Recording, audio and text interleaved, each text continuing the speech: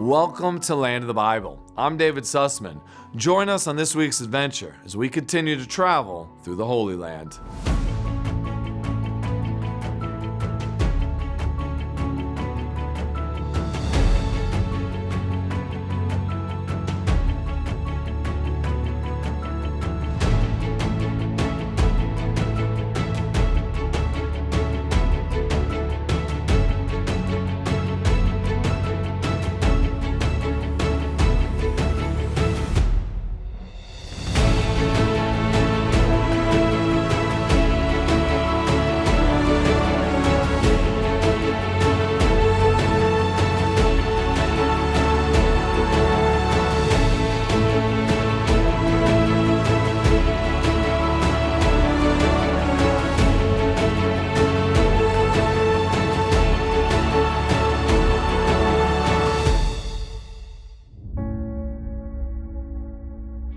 זכותו הטבעית של העם היהודי להיות ככל עם ועם עומד ברשות עצמו. When David Ben Gurion looked at the Negev desert, he didn't see emptiness. He saw the future. אשר תפתח לרווחה את שערי המולדת לכל יהודי ותעניק לעם היהודי.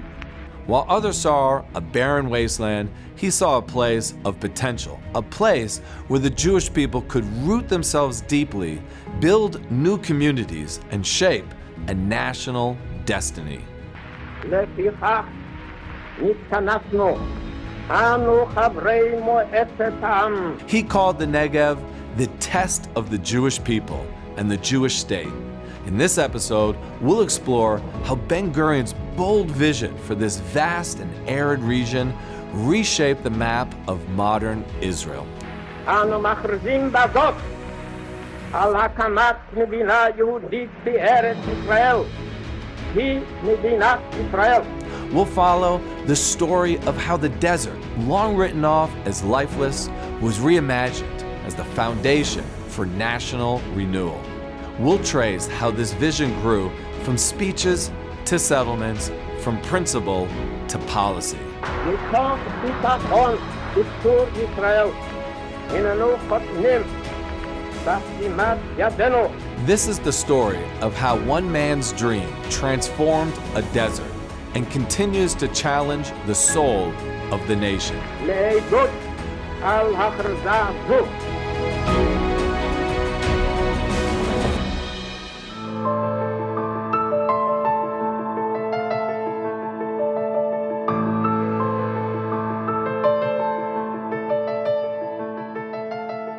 At the time of Israel's founding in 1948, over 60% of the new nation's landmass was desert.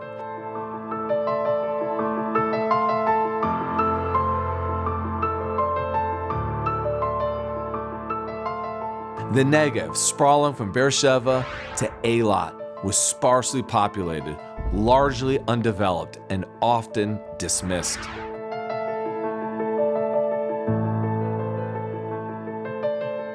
But Ben Gurion believed that neglecting the Negev would be a strategic and moral failure.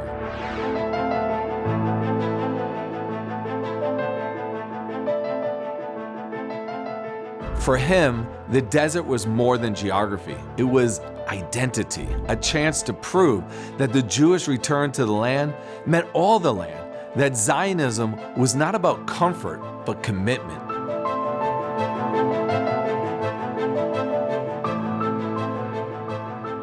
He once wrote, "The Negev is not a place to escape from, but a challenge which we must respond." Ben Gurion understood that holding the land meant developing it. If Israel failed to populate and cultivate the southern half, it would never be secure or whole.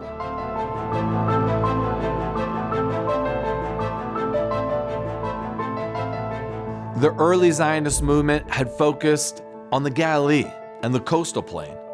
But the founding of kibbutzim and moshavim in the south marked a new frontier. Map overlays and historic footage show how these pioneering settlements began to dot the landscape, often with nothing but a water pipe and a generator. This wasn't romantic idealism. It was survival through sweat.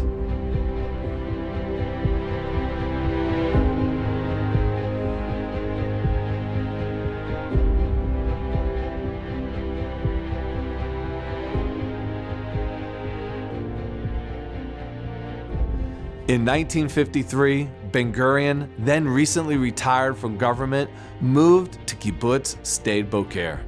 Located in the central Negev, this small agricultural community was remote and underdeveloped.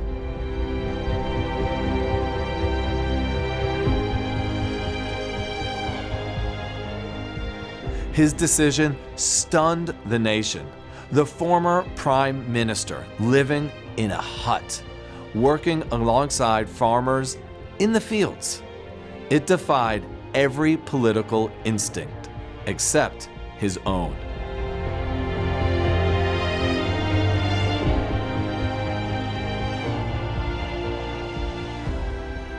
He wasn't trying to prove a point, he was trying to live one.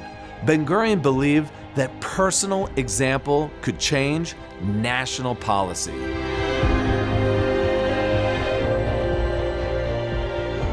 He wrote from Sde Boker, "Only if we make the desert our home will it cease to be a desert."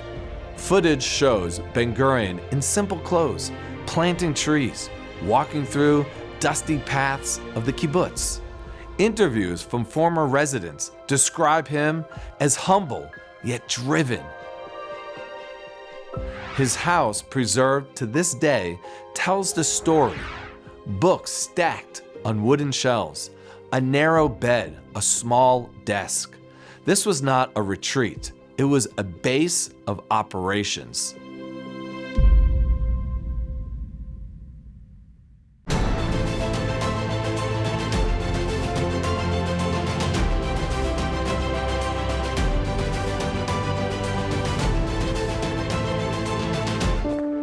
Imagine walking where Jesus walked, where faith comes to life. Feel the Bible story unfold around you, from the green Galilee to Jerusalem's ancient streets. Experience the serene and welcoming land of the Bible, where miracles happen. Put your heart where His footsteps are. Visit Israel.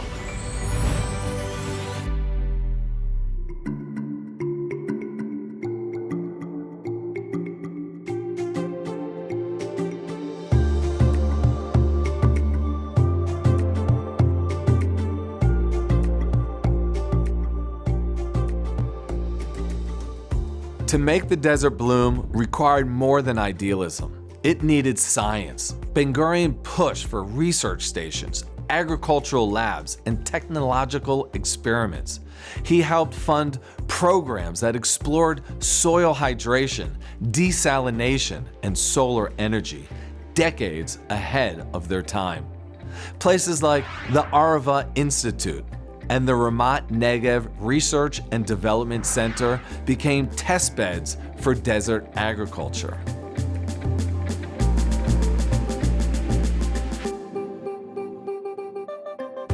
Drip irrigation, brackish water farming, solar arrays tracking the sun. These weren't just technological breakthroughs, they were philosophical statements. The desert was not to be conquered, it was to be understood, made productive, not by force, but by partnership. Israeli scientists explain how they're exporting desert farming techniques around the world from Africa to India. This isn't just a national project, it's a global one.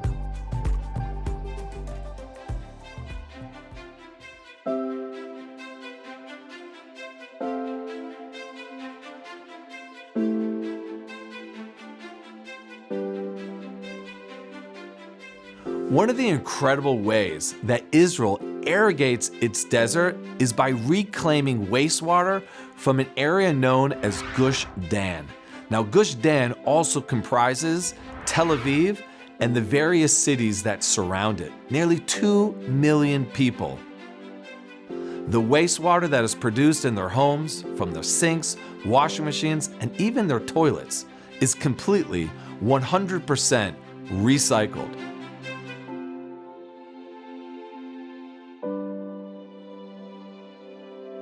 Not a single drop of waste is spilled into the Mediterranean Sea or other water sources. Rather, it is completely recycled in this massive center located in the center of Israel. Once the waste arrives there in these massive pipes, the first thing they need to do is to take out all of the solid waste. And unfortunately, most of this is non-organic, but rather baby wipes that have been flushed in the toilets. This takes an incredible amount of time and energy. From there, it goes through a series of stages where not chemicals, but rather microorganisms are used to eat at the organic waste. Those microorganisms are then turned into fertilizers. The rest of the water is brought to these huge pools where it drips naturally through the ground, taking roughly about 6 months before it enters the coastal aquifer. At that time, it is 100% clean, where it is pumped up and then transferred to the Negev through the water infrastructure. Once in the Negev, it is used by farms to irrigate, proving that Israel's ingenuity is reshaping the way we think of agriculture, not just in the desert, but all around the world.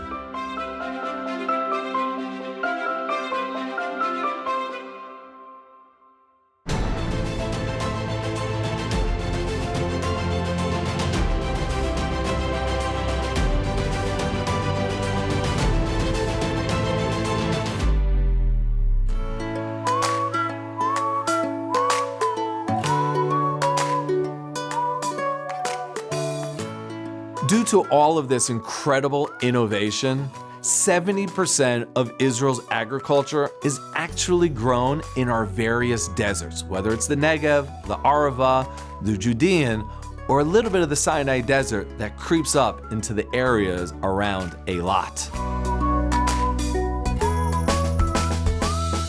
Desert farmers are also using another type of Israeli innovation known as drip irrigation. These aren't just simple hoses with holes poked through them. These are scientific hoses that have sensors on the inside that can also filter out any dirt that may be trying to get into the hose, which obviously would cause the water to become blocked.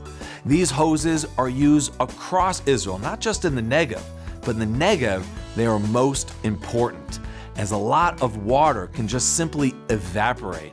Rather, the drip irrigation gives the precise amount of water that each plant needs, wasting a minimal amount of water.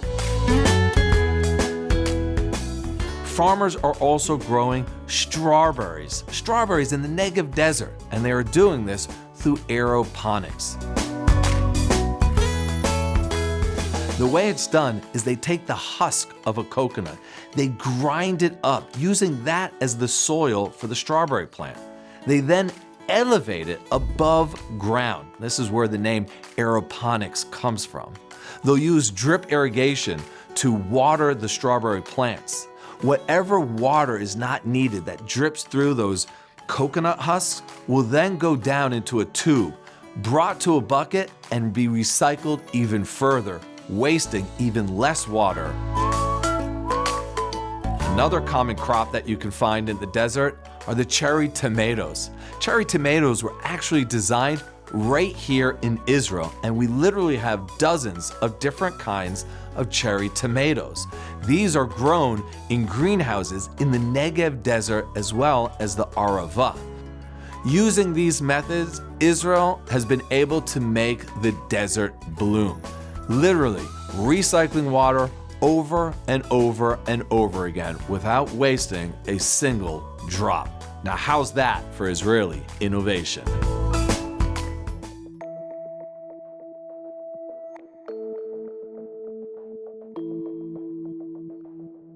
Anyone who's visited Israel and driven through the desert regions is left in awe at the sight of the date farms.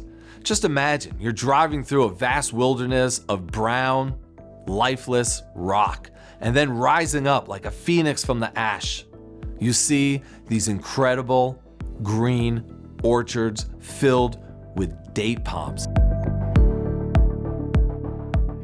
Many of the dates that are eaten around the world are grown right here in the deserts of Israel. Let's now meet one of the desert farmers here in Israel that's helping to make the desert bloom.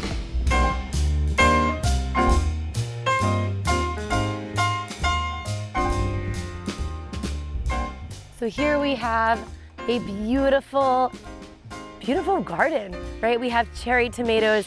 There is nothing like picking a fresh cherry tomato, hot peppers, eggplants, strawberries, chives, everything you could think of growing naturally.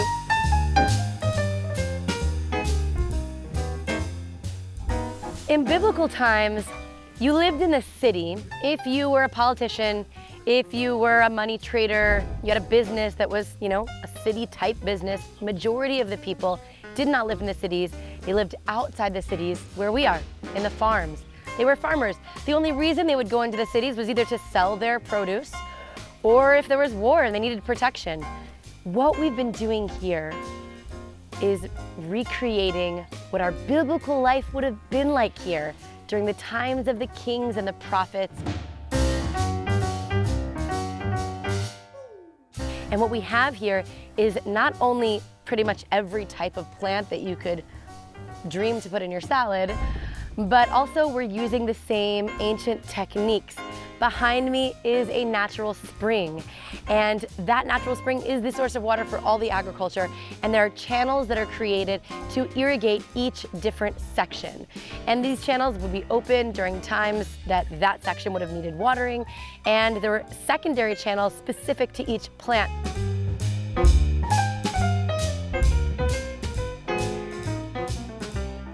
And so what we're doing here is the work that our ancestors would have been doing here during the times of the Bible. That's amazing.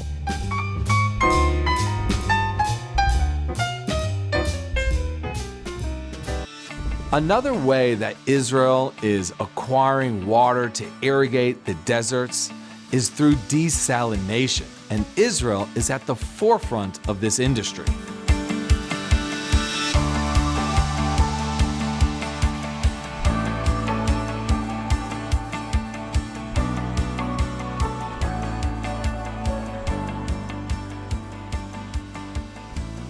Now, desalinated water can come from two sources, either from the sea or from brackish water.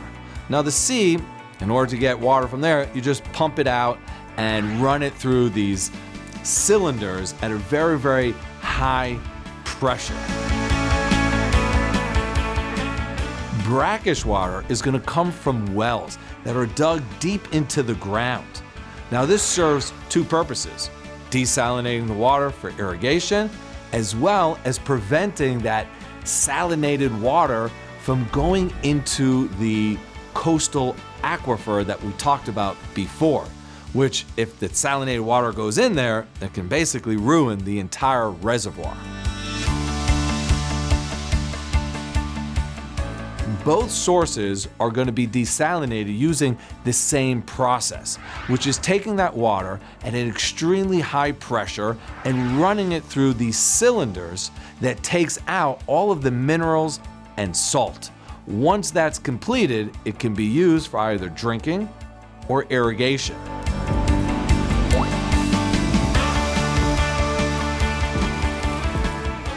I wanted to share some insights into Israel's highly advanced water management systems, which have been crucial to the nation's development and sustainability. A key player in this success is Mekorot, Israel's national water company, which has been instrumental in developing and maintaining a comprehensive water infrastructure since its establishment in 1937.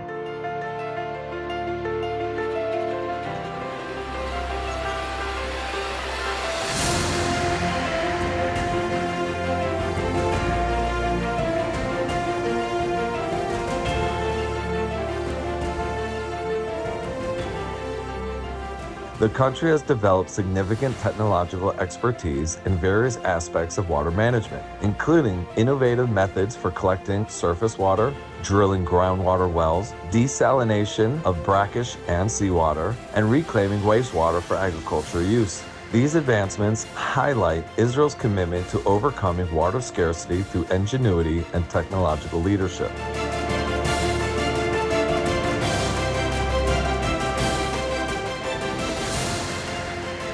Currently, several national projects are underway to further enhance Israel's water capabilities. These include the construction of a new water carrier designed to transport desalinated water to northern Israel, as well as the ongoing rehabilitation efforts for the Sea of Galilee and the development of new facilities for storing and conveying desalinated water from plants in central Israel and the western Galilee.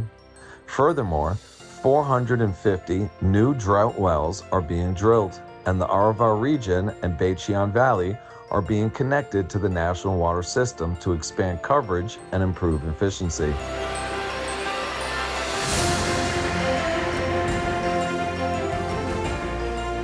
Mekarot manages an extensive network of over 3,000 facilities and 13,000 kilometers of pipelines, ensuring a reliable water supply for more than 10 million residents across Israel.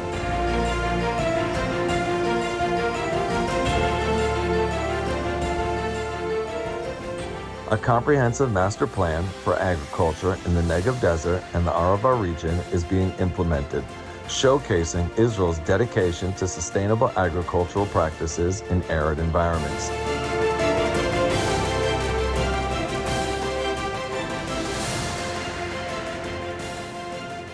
Israel remains committed to continuously developing its water infrastructure, especially in the periphery, to ensure equitable access and long-term water security for all its citizens.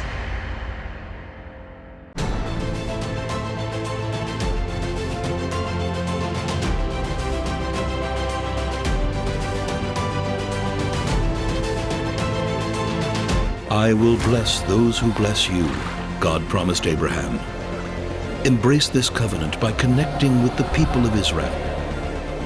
From Jerusalem's stones to Galilee's shores, experience living faith through their traditions and hospitality.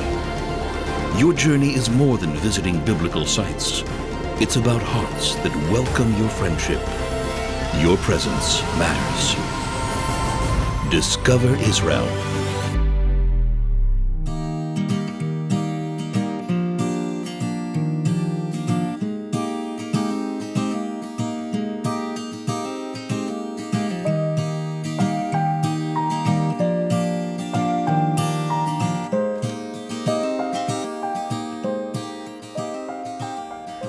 Today, more than 1 million Israelis live in the Negev, including cities like Beersheba, Dimona, and Yerucham.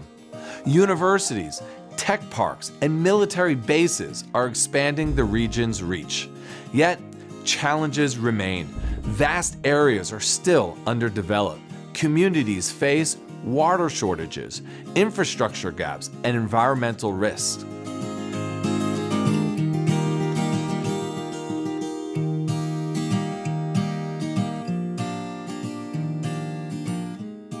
The question isn't whether Ben Gurion's dream was right, it was whether we still have the courage to pursue it. He imagined a Negev that could anchor Israel's future, not just geographically, but spiritually, a place that demanded sacrifice and vision, and rewarded it with meaning.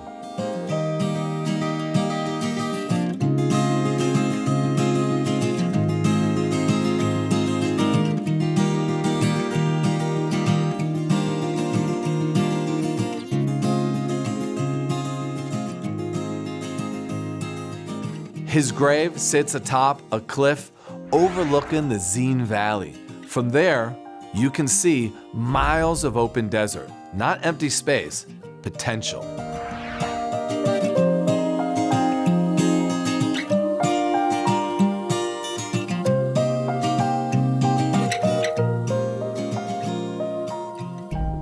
David Ben Gurion believed that the true test of a nation isn't what it builds in its cities, but what it plants in its wilderness. The Negev isn't a forgotten land, it's a proving ground, a place where the spirit of Israel is still tested every day.